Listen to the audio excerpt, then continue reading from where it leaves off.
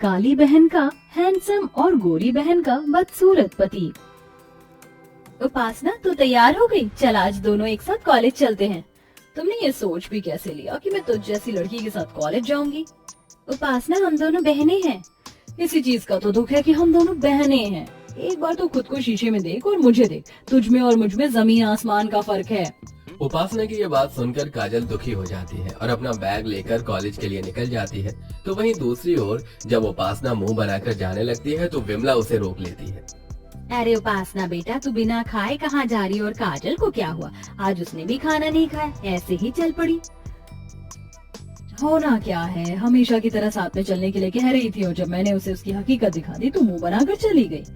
पता नहीं ये लड़की कब समझेगी। कितनी बार मैंने इसे कहा है थोड़ा मेकअप कर ले, क्रीम लगा ले, पर नहीं, इसे तो अपना काला रंग ही पसंद है। इससे तो मैं परेशान आ गई हूँ।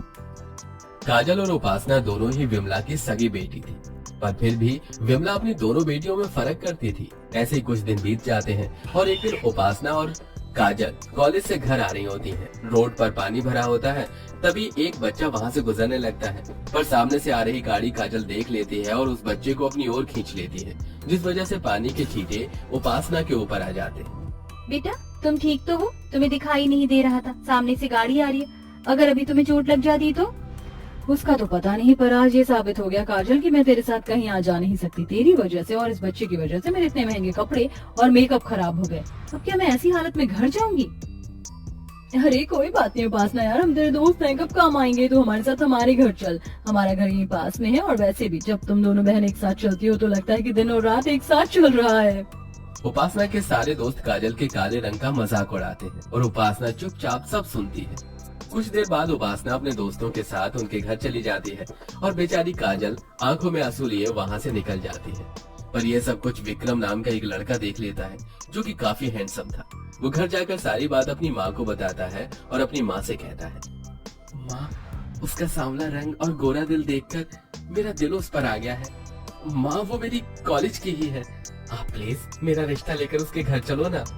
अच्छा ठीक है बाबा, ले जाऊंगी उसका रिश्ता, पर पहले तू अपने एग्जाम तो क्लियर कर ले और अपने पापा की कंपनी संभाल ले, क्योंकि कोई भी माँ बाप बेरोजगार के हाथों में अपनी लड़की का हाथ नहीं देते। सही कहा माँ, अब तो मैं काजल को पाने के लिए दुगनी मेहनत करूंगा।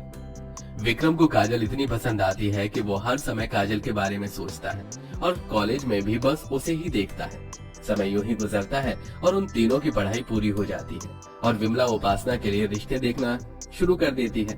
बहुत जल्द विक्रम भी अपने पापा की कंपनी संभाल लेता है और अपनी माँ के साथ काजल का हाथ मांगने उसके घर पहुँच जाता है, जहाँ वो देखता है कि एक और लड़के वाले वहाँ आए हुए हैं। माफ करना जी, पर हमने आपको पहचाना नहीं। बहन, भाई साहब, मैं विक्रम की माँ हूँ। विक्रम आपकी बेटी को बहुत पसंद करता है, इसीलिए बिना बताए हम यहाँ आपकी बेटी का हाथ मांगने के लिए आ गए हैं।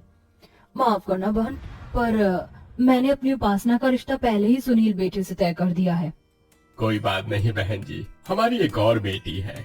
अगर आप चाहे तो हम ये रिश्ता अब भी तय कर सकते हैं।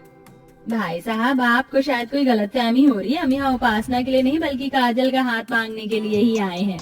क्या काजल का? अरे काजल का रिश्ता सुनकर आप क्यों इतना खुश हो रहे? देखा है आपने लड़के को? कहाँ लड़का इतना स्मार्ट और कहाँ हमारी काजल? कोई मेल नहीं है इन दोनों का। अगर कल को हमारी बेटी को कोई दुख उठाना पड़ा तो माफ करना बहन, आप चले जाइए, हमें कोई रिश्ता नहीं करना। आंटी जी, मैं आपसे वादा करता हूँ, मैं कभी भी काजल की आंखों में आंसू नहीं आने दूंगा। बस आप इस रिश्ते के लिए हाँ कर दीजिए, फिर एक साथ आपके घर में 2 बारात आएंगी। विक्रम की अच्छाई देखकर सुरेश अपनी दूसरी बेटी का रिश्ता भी पक्का कर देता है और बहुत जल्द एक ही मंडप पर काजल और उपासना की शादी हो जाती है। शादी के बाद काजल की जिंदगी में खुशियां आ जाती हैं, तो वहीं दूसरी ओर उपासना भी गोरा पति पाकर बहुत खुश थी। सुनील जी, आप तो मेरे सपनों के राजकुमार से भी ज्यादा गोरे और सुंदर निकले। मुझे तो लगता था कि मुझसे ज्यादा गोरा शायद कोई हो ही नहीं सकता, पर आपने तो सुंदरता में मुझे भी फेल कर दिया। उपासना, ये लो तुम्हारा नजरिया है, इसलिए मैं तुम्हें सुंदर दिखता हूँ, वरना हर कोई बस मेरा मजाक ही बनाता रहा है। लोगों के ताने और उनके मजाक सुनकर मैंने फैसला किया कि मैं खुद को बदल दूंगा और मैंने खुद को बदल दिया। लोगों की बातों पर ध्यान मत दो, आप बहुत सुंदर हैं। अच्छा वैसे आप मुझे हनीमून पर कहाँ ले जा रहे हो? जहाँ तुम कहो। मैं तो कहता हूँ कि हम एक साथ डिसाइड करते हैं कि हम बाहर कहाँ घूमने जाएंगे। पर उससे पहले हम 5 स्टार होटल में चलते हैं एक साथ डिनर करने के लिए। क्या 5 स्टार होटल में? Thank you so much Sunil ji, मेरी जिंदगी में आने के लिए। सुनील जैसा पति पाकर उपासना बहुत खुश थी, पर उसकी ये खुशी ज्यादा देर नहीं टिकती। कुछ देर बाद जब सुनील अपना मेकअप उतारकर अपने असली रूप में उपासना के सामने आता है, तो अपने पति का काला रंग और रूप देखकर और बदसूरत चेहरा देखकर उपासना हैरान हो जाती है। तुम्हारी जैसी बीवी पाकर मेरी जिंदगी का मकसद पूरा हो गया। अब मुझे इस मेकअप की जरूरत नहीं है। मैं अपने असली रूप में तुम्हारे साथ रहूंगा। ये आपको क्या हो गया? आप इतने काले बदसूरत कैसे हो गए? आप मेरे साथ कोई मजाक कर रहे हो ना?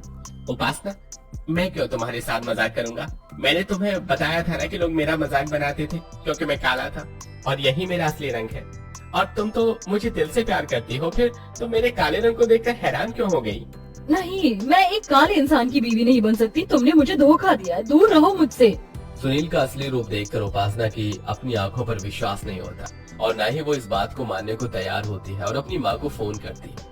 माँ, ये तुमने क्या किया? तुमने मेरी शादी एक काले कलूटे बदसूरत के साथ कर दी और उस काजल की शादी इतने हैंडसम लड़के के साथ, जबकि हैंडसम लड़का मुझे मिलना चाहिए था, पर मुझे वो काला बदसूरत पति मिल गया। उपासना, ये तो क्या कह रही है? अगर दामाद जी सुनेंगे तो उन्हें बुरा लगेगा। क्या खराबी उनके रंग रूप में? वो तुझसे भी ज्यादा गोरे और सुंदर हैं। माँ, मुझे भी अब तक यही लगा था जब तक उनका असली चेहरा नहीं देखा था, पर जब मेकअप उतार कर वो मेरे सामने आए तो उनका काला रंग देखकर मेरे होश उड़ गए। आपने मेरी शादी गलत लड़के से करवा दी। मैं अपने काले बदसूरत पति के साथ चलूंगी तो क्या कहेंगे लोग? गोरी को काला और काली को गोरा पति मिल गया। नहीं माँ, मैं ऐसे आदमी के साथ नहीं रह पाऊंगी। मैं आ रही हूँ आपके पास। जहाँ उपासना अपने काले बदसूरत पति से परेशान थी, तो वहीं दूसरी ओर काजल की जिंदगी का सारा दुख धीरे धीरे खत्म होने लगता है। काजल, हम सिंगापुर जा रहे हैं घूमने के लिए। क्या? सिंगापुर? नहीं नहीं, मुझे नहीं जाना। अगर मैं आपके साथ चलूंगी तो लोग मेरे साथ साथ आपका भी मजाक बनाएंगे। तो बनाने दो, मुझे फर्क नहीं पड़ता, और तुम्हें भी फर्क नहीं पड़ना चाहिए, समझी? तुम अब चलो, पैकिंग कर लो, कल ही निकल रहे हैं हम। अब अगले दिन विक्रम और काजल सिंगापुर घूमने के लिए चले जाते हैं, और काजल अपने पति के साथ सिंगापुर की फोटो व्हाट्सएप स्टेटस पर लगाती है, जिसे देखकर उपासना काजल की खुशियों से और भी ज्यादा नफरत करने लगती है और अपने पति के काले रंग से और भी ज्यादा जलने लगती है। काश कि मेरी शादी विक्रम से होती। मैं इस काले सुनील को डिजर्व नहीं करती और ना ही विक्रम उस काजल को, पर फिर भी लंगूर के हाथ में अंगूर और मुझ जैसी सुंदर सी लड़की को ऐसा बदसूरत पति मिल गया। काजल का स्टेटस देखकर उपासना को बहुत गुस्सा आता है और वो गुस्से में अपना फोन तोड़ देती है। फोन टूटने की आवाज सुनकर सुनील वहाँ आता है। क्या हुआ उपासना, तुम अभी भी मुझसे नाराज हो? मुझे माफ कर दो, मैंने तुम्हें अपने काले रंग के बारे में नहीं बताया। दूर हो जाओ मेरी नजरों से। मुझे काले लोगों से सख्त नफरत है और अब मैं तुम्हारे साथ इस घर में एक पल नहीं रह सकती। उपासना, तुम ये क्या कह रही हो? माना कि मैं काला हूँ, पर मैं तुमसे सच्चा प्यार करता हूँ। तुम्हारे लिए मैं सब कुछ कर सकता हूँ। तुम सिर्फ एक रंग के लिए मेरे साथ ऐसा नहीं कर सकती। सुनील उपासना को काफी रोकने की कोशिश करता है, पर उपासना नहीं रुकती और अपनी माँ के पास चली जाती है। तो वहीं दूसरी ओर शादी के बाद काजल को सारी खुशियाँ मिलती हैं, जिसके लिए वो तरसती थी। शादी के बाद काजल एक खुशहाल जिंदगी जीती है और उपासना सारी जिंदगी अपने मायके में रहती है।